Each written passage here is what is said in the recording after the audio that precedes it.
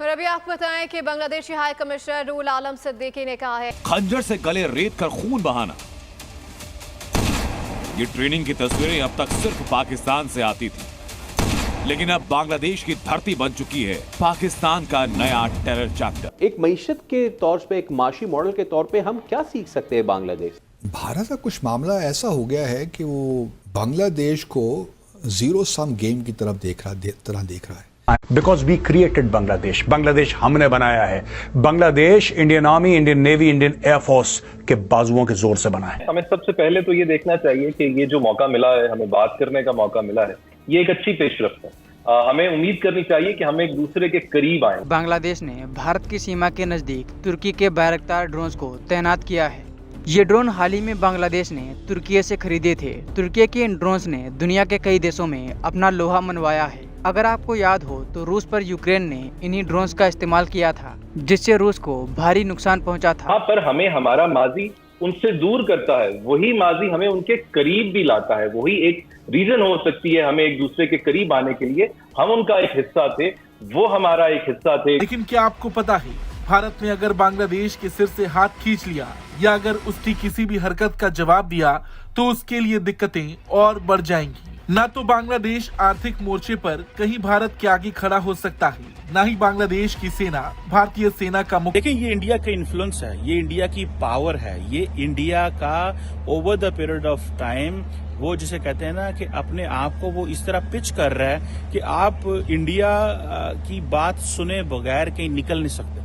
Because जब India बोलेगा तो इंडिया आपको पनिश भी कर सकता है। This is a messaging. देखिए, why Americans are at times softly speaking, because they know they have a big diplomatic mouth, they have a big economy, they have a big military, and they can punish the way. So they speak silent, but they act tough.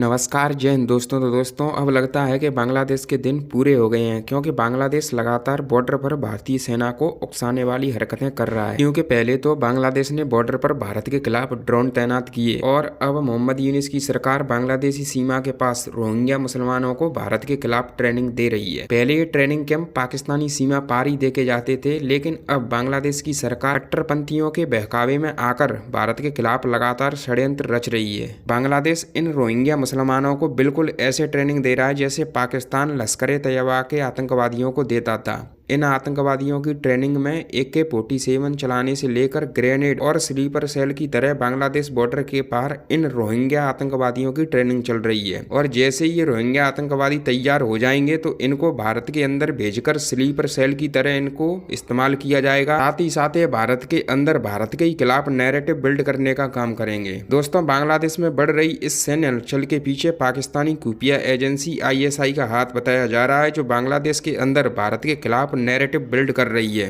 तो मुझे कभी कभी बहुत गुस्सा भी आता है कि this is the high time कि अब हिंदुओं को वाइस वर्सा करने की जरूरत है और प्रखर हो करके बैकफुट लेने की जरूरत है, क्योंकि ये जो भाईचारा का चूरन है ये मुसलमानों ने जानबूझ करके हिंदुओं को चटाया है ताकि उनसे फायदा लेते रहे। एक हाथ से ताली नहीं बजती और एक तरफ से अमन नहीं आता है।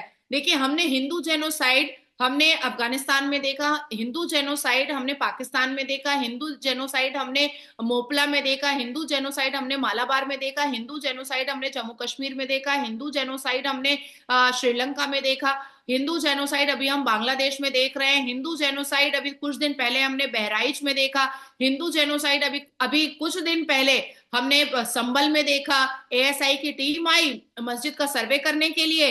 लीजिए भाई, ये शांति प्रिय पत्थर प्रिय हो गए, खड़े हो गए। More than 40 police officer are injured. जो मोहम्मद यूनुस को अभी रोटी चावल की जरूरत है पाकिस्तान की तरह, जिस मोहम्मद यूनुस को इलेक्ट्रिसिटी की जरूरत है पाकिस्तान की तरह, जिस मोहम्मद यूनुस को अनाज की जरूरत है अभी पाकिस्तान की तरह, वो मोहम्मद यूनुस पाकिस्तान से ट्रीटी कर रहा है, पाकिस्तान से बिजनेस कर रहा है, RDX का, एम्यूनेशन का, बम गोला बारूद का और ड्रोन का और जेट का। किसको मारने के लिए? 7% हिंदू को मारने के लिए। कई मुल्लाओं का ग्रुप खड़ा बैठ करके कहा कि हम लोग आइस्कॉन टेम्पल रहने नहीं देंगे, पूरा तोड़ेंगे। हम लोग किसी भी तरीके का भजन कीर्तन होने नहीं देंगे। हम ये इस्लामिक देश है बांग्लादेश, हम यहाँ पर शरिया कानून चलाएंगे, यहाँ पर किसी भी तरीके की बुत परस्ती होने नहीं देंगे, यहाँ पर किसी भी तरीके के काफिर को रहने नहीं देंगे। ये वो मुसलमान कह रहा है जिस मुसलमान को चिन्मय प्रभु ने घर में जा करके खाना दिया। तो मैं अपने भारत के हिंदुओं को भी कहना चाहती हूँ कि सांप को दूध मत पिलाओ, बराए मेहरबानी तुमको डसेगा। वेरी गुड मॉर्निंग श्रेब, आप कैसे हैं? मैं भी ठीक ठाक। नादिया जी क्या कहना चाहेंगी? ये हैरान करने वाली खबरें सामने आ रही हैं और मतलब वीडियोस बिल्कुल खुल्लम खुल्ला वीडियो सामने आ रही हैं कि ऐसे तशद्दुद किया जा रहा है, मारा जा रहा है और रोका जा रहा है, अरेस्ट किया जा रहा है। क्या कहना चाहेंगे इसके ऊपर? मतलब मेरे लिए हैरान करने की तो शोएब कोई भी बात नहीं है, क्योंकि जहां पर भी टेररिज्म ऑर्गेनाइजेशन काम करता है, जहां पर भी पाकिस्तान का इंटरवेंशन चला जाता है, वो देश, वो शहर, वो राज्य बर्बाद हो ही जाता है। और 1971 का एक वेंडेटा, एक बॉक्स जिसको हम बहुत प्योर उर्दू में कहते हैं, वो तो बांग्लादेश बना था, उसका पाकिस्तान लेकर के बैठा ही हुआ था।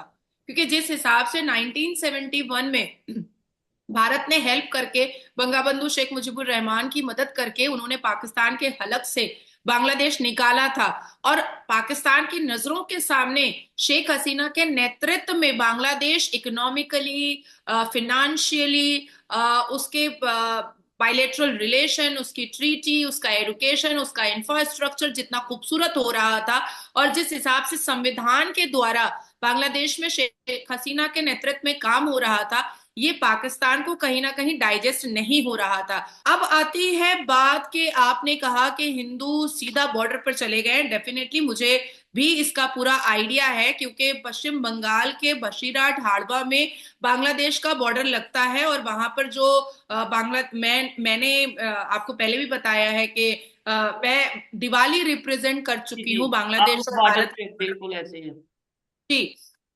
और उस वक्त जिस हिसाब से बांग्लादेश आकर के बहुत ही वहां की आर्मी और वहां के बीएसएफ, सीआईएसएफ आकर के जिस हिसाब से बहुत खूबसूरत तरीके से मिले थे, इस बार हमने देखा कि जब हाड़वा बशीरहाट के बॉर्डर पर जब लोग पहुंचे हैं, वहां पर हिंदूज पहुंचे हैं, हमारे बंगाल के आइस्कॉन टेम्पल के साधु संत महंत पहुंचे हैं, तो आर्मीज का, वहां की आर्मीज का एक अलग ही रवैया हमने देखा बांग्लादेश की आर्मी का।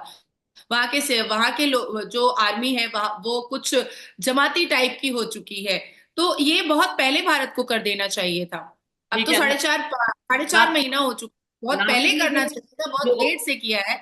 And the second thing is कि हमारे भारत के आदरणीय प्रधानमंत्री को मैं भी आग्रह करती हूँ कि बांग्लादेश से जितने भी रिलेशंस हैं और जितना भी खाना पानी अनाज जा रहा है, ऐसे भेड़ियों को अनाज नहीं